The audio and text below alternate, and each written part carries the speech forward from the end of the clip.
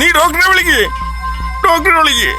അയ്യോ അളിയാം, അതെ ഞാനൊന്ന് നോക്കട്ടെ എന്തൊക്കെയാ പറ്റിയെന്ന്. അടി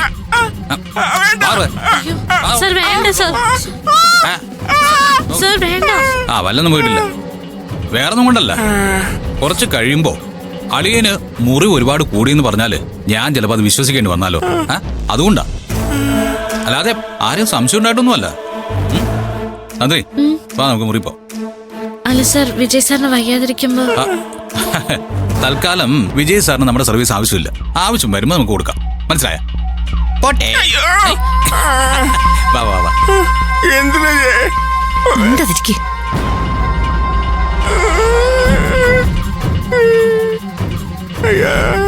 നീ ഡോക്ടറെ വിളിക്ക്.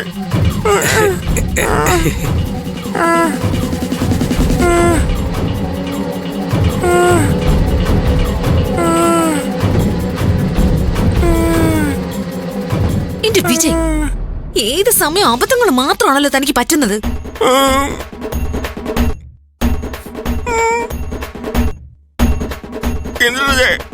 എന്റെ ബുദ്ധിപരമായ നീക്കങ്ങളായിരുന്നു. മനസ്സിലായില്ലേ? എന്റെ ബുദ്ധിപരമായ നീക്കങ്ങളായിരുന്നു. മനസ്സിലായില്ലേ? എന്റെ ബുദ്ധിപരമായ നീക്കങ്ങളായിരുന്നു. പാളിപ്പോയി, എവിടെയോ പാളിപ്പോയി. മതി, ഒന്ന് നിർത്ത്. ഓരോന്നിങ്ങനെ പറഞ്ഞുകൊണ്ടിരിക്കുക. ഡോക്ടറെ വിളി.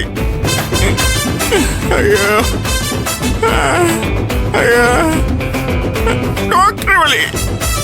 അത് മനസ്സിലായില്ലേ? അയ്യോ, എന്തോ ഈ പറയുന്നേ?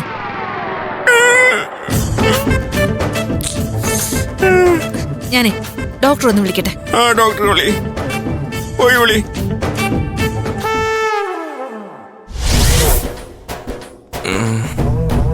അയ്യാ, പതുക്കെ.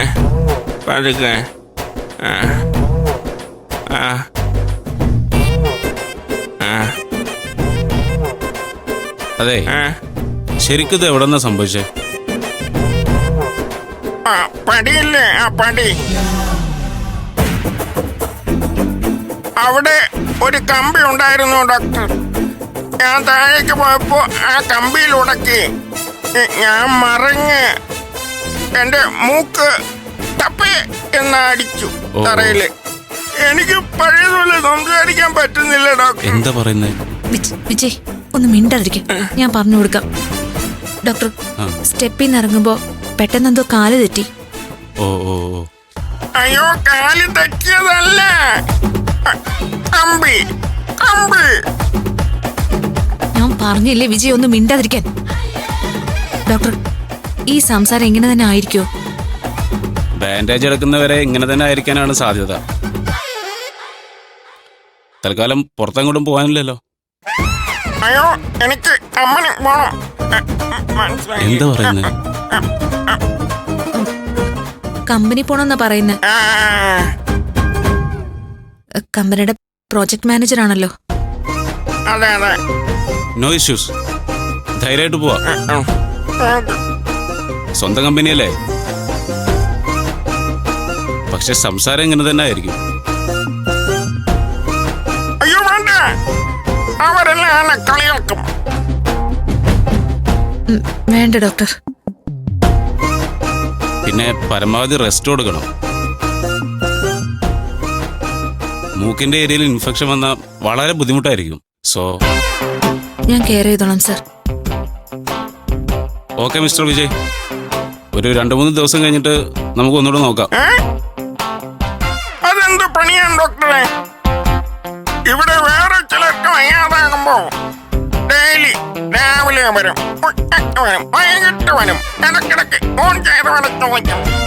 എനിക്കായതുകൊണ്ടാണ് ഇങ്ങനെയൊക്കെ. താനൊരു മാന്യനല്ലേ, പറയൂ.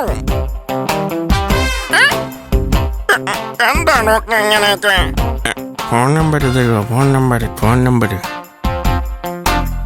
ഡോക്ടർ, ഇയാൾ എന്റെ നമ്പർ ചോദിക്കുന്നു. തനിക്ക് നാണമല്ലോടോ? ഈ കണ്ടീഷനിൽ ഇരുന്നോണ്ടും പെമ്പിളേരോട് നമ്പർ വയ്ക്കാൻ?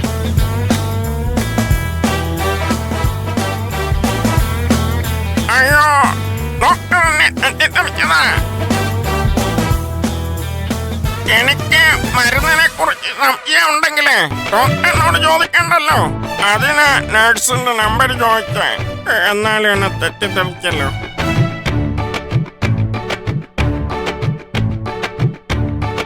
ഒന്ന് വാടച്ച് വെക്കുന്നുണ്ടോ? ഡോക്ടർ, താങ്കളെ പൊയ്ക്കോളൂ. മരുന്നൊക്കെ കൃത്യമായിട്ട് കഴിപ്പിക്കണം. ശരി ഡോക്ടർ.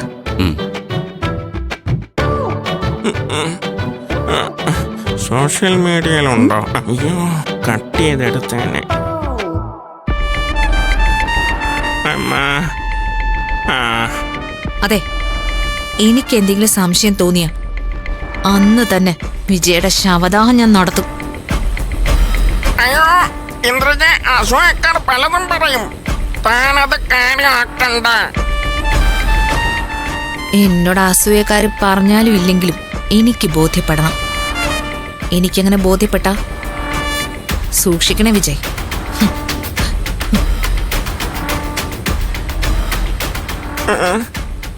ഇത് വേറെ ശരിയല്ല, ഇത് കൊലച്ചിരിയാ. ഇന്ദ്രജ, ഞാൻ പതിവർദ്ധന. അയ്യോ,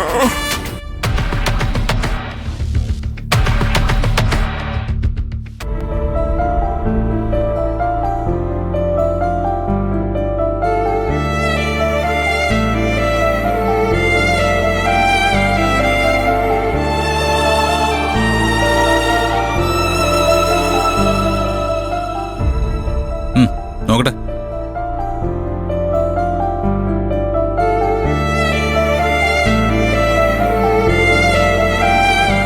ഇപ്പൊ ഓക്കെ ആയല്ലോ. ആ, പിന്നെ എന്നും ഇത് കെട്ടിവെച്ചോണ്ട് നടക്കാൻ പറ്റുമോ? എന്തോരം ജോലി ചെയ്യാനുള്ളതാ.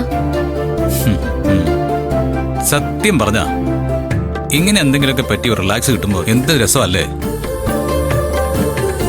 ഇപ്പൊ താൻ കയ്യിലെ കെട്ടഴിച്ചു, എന്റെ കാലില് കെട്ടഴിച്ചു. എത്ര നാളായി ഇങ്ങനെ കിടക്കാൻ തുടങ്ങിയിട്ട് എന്ന് തോന്നും അല്ലേ നന്ദിനി? അതെ, എന്തൊക്കെ സംഭവങ്ങളാ ഇതിനിടെ കഴിഞ്ഞത്. അതെ, വീണ്ടും വീണ്ടും ഓർക്കുമ്പോ തലയ്ക്ക് വല്ലാത്തൊരു കനവും ഭ്രാന്തും ആവരുന്നു. ഒന്നും പറയണ്ട. ഇനിയിപ്പോ ഇതിൽ നിന്നൊന്ന് റിലാക്സ് ആവണം അല്ലെ? റിലാക്സ് ആവാൻ എന്താ വേണ്ടെന്ന് സാറ് പറഞ്ഞു. നന്ദിനി, തനിക്ക് എന്നെ ശരിക്കും ഇഷ്ടമാണല്ലോ അല്ലേ? അതെന്താ സാറിന് ഇപ്പൊ അങ്ങനെ ഒരു സംശയം? അല്ല, ശരിക്കും ഇഷ്ടമാണെങ്കിൽ ഇഷ്ടമുള്ള ഒരാൾ ഒരു കാര്യം പറയുമ്പോ അത് ചെയ്യൂ. സാർ എന്തേലും കാര്യം പറഞ്ഞാൽ ഞാനത് ചെയ്യാതിരിക്കോ? പിന്നെ എന്തിനാ സാർ ഈ ചോദ്യം?